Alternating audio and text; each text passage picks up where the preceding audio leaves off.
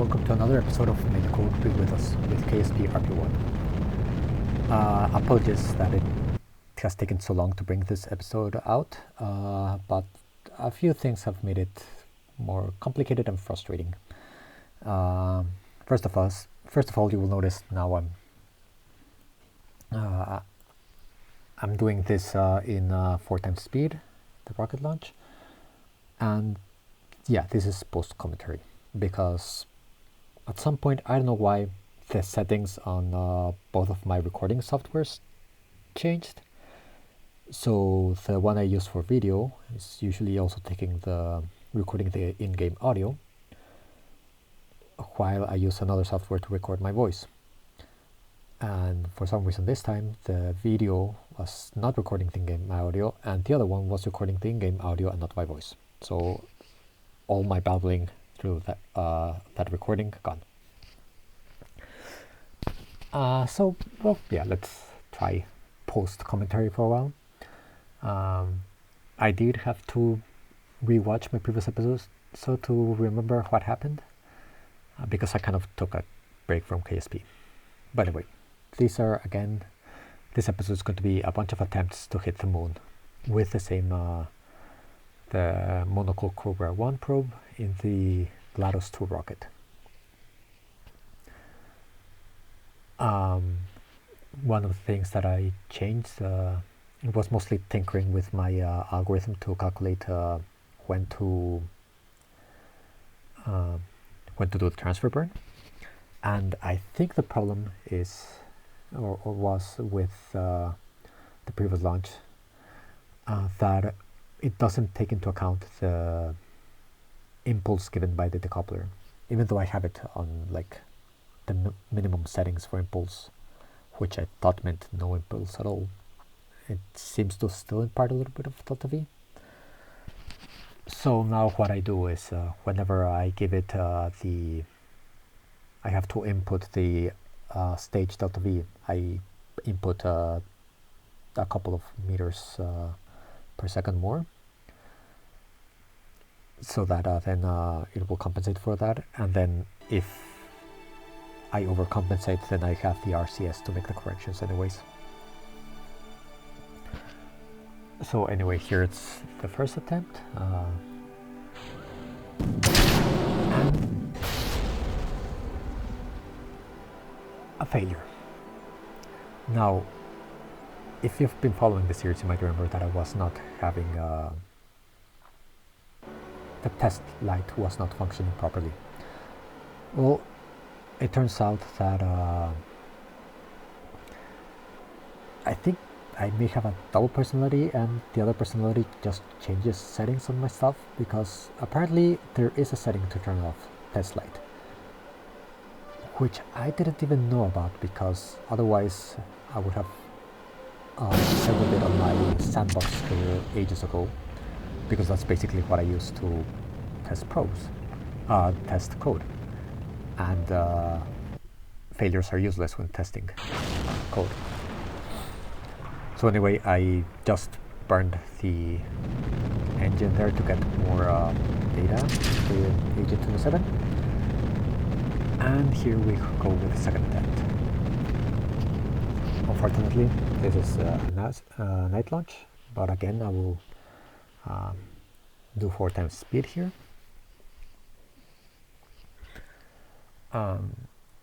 So yeah, one thing, I re-enabled test light. Unfortunately, that meant that with all these previous launches, I had not collected any data units, making my engines quite unreliable. Of course, they would have been this unreliable at some point, but I would rather have failures in the Mangle launches, which were meant for exactly this, than here. And I actually did the calculations with for the previous launch with the data units I had available, and if I remember correctly, I had a 58% chance of one of the engines failing in the rocket, not even the AJ-27 for the transfer. So yeah, those were not great odds. Fortunately, I did get some data units in that launch, and subsequent launches will have a greater chance of success, which is sorely needed. Now another thing that changed from the previous episode, if I said in the previous episode that I had not yet grabbed a contract for Lunar Impactor and Lunar Flyby because I wasn't sure how close I would get. But after seeing that that I did get the time at which to do the burn correctly, like what was off in the previous episode was the inclination, which I have figured out. I went and did the bolt move and got both contracts. So now we're on the clock. I feel I'm going to be rambling a little bit too much here, trying to keep up with what's happening. Yeah, let's see how this experiment of post commentary goes. Yeah, so what I did to change the inclination algorithm. Basically, what I was doing before was trying to calculate at what time the plane of the orbit of the moon would intersect where the launch site is at, which gets really iffy when the launch site is almost at the inclination of the moon, or even worse, when the moon's inclination is lower than the launch site's. So now I'm using the longitude of ascending node. So basically, if the inclination of the moon is below the inclination of the launch site, I'm going to just burn when they're the longitude of ascending nodes for my vessel while still standing in the launch pad and the moon match. And if the inclination of the moon is higher than that, then just apply a correction. And it seemed to work. Spoiler alert, maybe? Oh, there will also be spoilers in the title, maybe. I have an idea for the title of this episode, but I might change it in the end. So anyway, here I'm just going to show, let's have some KSP sounds for this episode. It's a short burn, the transfer burn, so let's just show the whole thing. We had absolutely no problems with the rocket this time, fortunately. And every time I watch my own recordings, I realize I move things way too much. It's almost, I feel like apologies for the stereotype, but I almost feel like I'm an Italian holding the mouse, and I just feel the need to move the mouse around whenever I'm talking. You cannot blame me for the stereotype. I used to date a girl that was raised in Naples, and whenever I held her hand while she was talking, she got really nervous because she couldn't move her hands. So the stereotype has its roots. So anyway, the burn went without a hitch.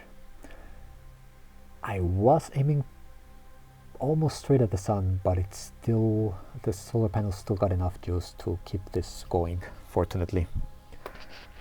I was a bit concerned, but yeah, there was no problem there. And then in a minute here, the other thing I need to check is, because if you remember in the previous episode, the energy of my final orbit was usually being higher than the target energy, or the energy of the target orbit, and I was not sure where this extra energy was coming from. So now that I did, I used 2 meters of extra delta V as my input to have it kind of undershoot. And it was still a bit, so the second number there is the actual energy for my orbit, and the first number is the target one, so I'm still a bit overboard. And I'm still not sure if that's just the impulse from the decoupling or what. But here we are, going for the suspense. And at this point it's looking quite good. I was getting excited for this. Then, just to make it part of the suspense, let's look at it from the craft. We're still in the Earth's SOI. If I really wanted to make it more suspenseful, I would get rid of MechJeb, but then I wouldn't know when to start the experiments, because I wouldn't know when to cross. Well, I guess I could check the altitude. So anyway, I see the change. We're now in the moon's SOI, and I quickly glance to see a negative number up there. And for a second I get really excited until I see that it's the apopsis. Because yes, this is a hyperbolic orbit around the moon, therefore the apopsis is negative. So yeah, a second of hope, and then just to look below and say like, oh, it's actually 16,000 kilometers. Which I'm actually quite happy about. Like, it was a good result, but of course not good enough. So we already had the flyby for that, so I didn't stop recording there. I stopped recording there. I changed. And now I have to worry about the deadline. I still have another Monocle Cobra 1 cooking, but now I have to consider the possibility that they might just not be accurate enough, and I need a guided probe to make any corrections. Because those, if I had a guided probe that was passing 16,000 kilometers, I think I could easily manage without too much fuel to get it under 5,000 kilometers. And well, actually to impact, because that's, I also have to remember I have that contract as well, so it's not good enough to just do 5,000 kilometers. Plus I want some low moon science, which I don't know if I will even have time to get a significant amount. So anyways, this is the Monocle Cobra 2. That's a procedural probe, if I remember correctly. Yeah. With one of the 0.4 kilonewton thrusters, I think it is. See, now I'm recording while watching the video instead of actually in the game, so I cannot check whenever I have doubts. But yeah, it has some hydrazine inside, and of course, like, it's controllable. But aside from that, the design philosophy is not too different. The transfer stage is still unguided. It just has 4 AJ-27s because of obviously the extra mass of the probe. So yes, slightly higher chance of failure, but I do believe I have already a decent amount of data units for the AJ-27. I'm not too worried about that.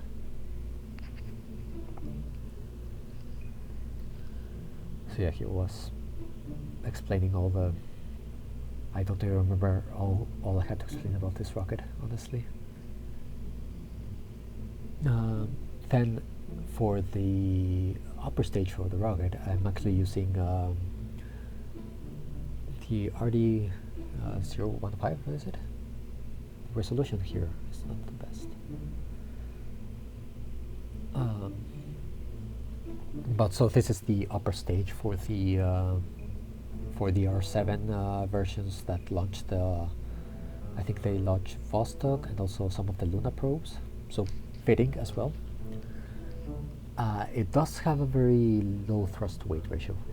It's a high, I'm losing my train of thought here, burn time. It's a very high burn time, so I'll have to, but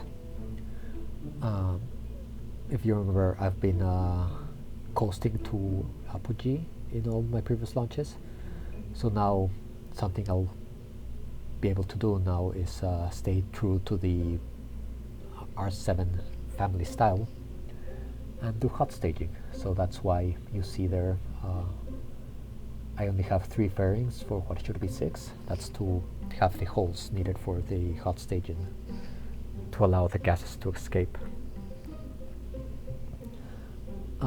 Now, I didn't go for the RD107s for boosters because it was again overkill. So these are the RD103s, if I remember correctly.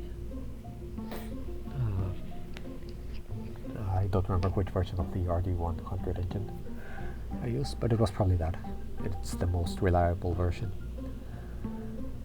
And in a rather frustrating turn of events, I think this rocket is actually below the 150 ton limit for the launch pad. So I forget if at this point I've already finished building the larger launch pad or not, but still, like, I already paid for it, and it turns out I could have waited for that very large expense and used the money more profitably, because also that launch pad is now going to be costing me maintenance, and I don't see myself using a bigger rocket than this for a while, at least. So yeah, I could have put it off. But anyway, that's going to be the new rocket, but we still have GLaDOS 2 cooking for the final attempt to hit the moon with an unguided probe. And this is where it got frustrating.